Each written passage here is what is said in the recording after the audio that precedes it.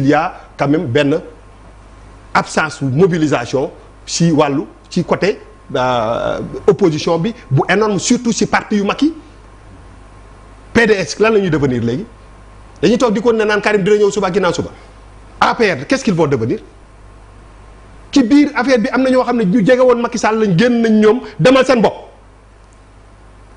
boo fi génnee Farba Ngom mais ñëpp a ngi raser les murs c'est grave nan waxante dëgg ba Amadou Ba sax dafa rëcc am 7 députés oui c'est un nouveau parti je suis d'accord c'est quelque un pas boo xam ne bu am importance la mais soit nit ki nag da ngay am fit wala nga bañ ko at fit moom dafa jot politique moom dafa ànd ak fit waaye bëgg demuloo dikkuloo naan woy seeka dugg na fii génn fii boo leen bëggee am avenir aussi da ngeen di demal seen bopp taxawal seen taxawaay bopp mais ce qui se passe actuellement mooy que day écraser opposition bi ci résultat parce que xam nga bu ñu ne dañu waxtaan ci résultat yi fi génn nañu des ci résultat yi hécatombe la pour l'opposition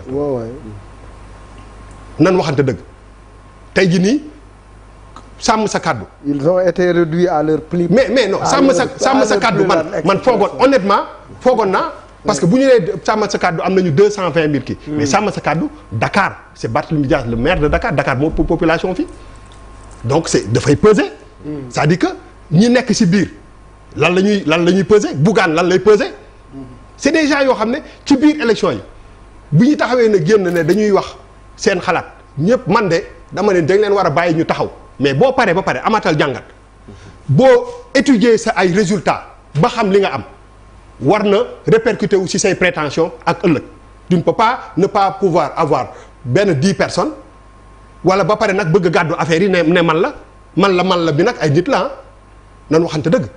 nañ waxante dëgg il faut que les partis se renouvellent. loolu non en fait Bouba dafa mel ni nga bëgg a créer groupe de rap. ci 2024 nga tudd Ndaal bi Possi. ça ne correspond pas. non gis nga suñuy waxante xam nga bu ñuy waxante dëgg.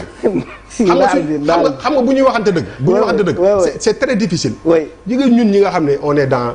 ci ay affaire culture. ay musique ay affaires yooyu. c'est très difficile de combattre la popularité d'un artiste wala dara. C'est difficile. Parce que après yow yaay sa xol mooy jeex. mais bu tëggee day fees bu tëggee bii du fees. loolu mooy dëgg. c'est-à-dire que ce qu'on li ñu war a retenir ci affaire yi mooy suñu homme politique yi lan la ñuy peser. maintenant je suis d'accord si kenn ku dem pour une première fois am benn député mu encourageant mu dem mais dañ am na ñoo xam ne. mais élection yi depuis xaw ma ñaata at chaque jour ñu dem. te mënuñu am sax benn député mais c'est un problème. et puis il faut que suñu démocratie pour mu avancer il faut que classe politique bi mu renouveler wu tey jii nii li koy symboliser jàmm ak njëriñ mais seetlu woon temps yi plateau yi ñu am ay jeunes rek la gars yi di yónni. man paa yi gisatuma leen sax grand bi moom am na fu muy jéem a langam. ah non ah oui. langam bu kay parce que la jëm bien sûr. il s'agrippe Bouba kii la woon rek. Bouba xëy na xamoo moo tax. waaye grand fa nga jëm. Bouba tàggoo na. Bouba grand yow moom bàyyi nga taxaw Dakar. waaw mais dama lay tooy grand waaw après nga egg. on est devant les grand def na appel du pied nag. ah déedéet. appel du pied bu rëy. grand appel du pied. si grand. je suis kii mu ngi nii toog kii mu ngi nii toog. waaw mais d'accord mais dama ne mani kii mani constance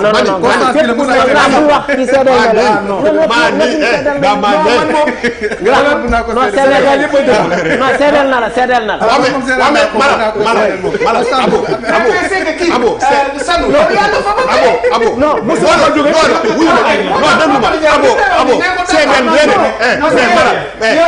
man maa doon wax gars man maa doon wax abo sa ay wuy ma seede xam nga tey jii nii man daal ngeen ma baax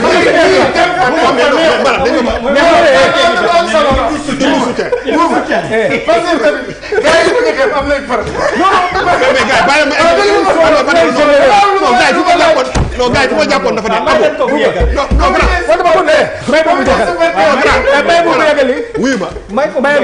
non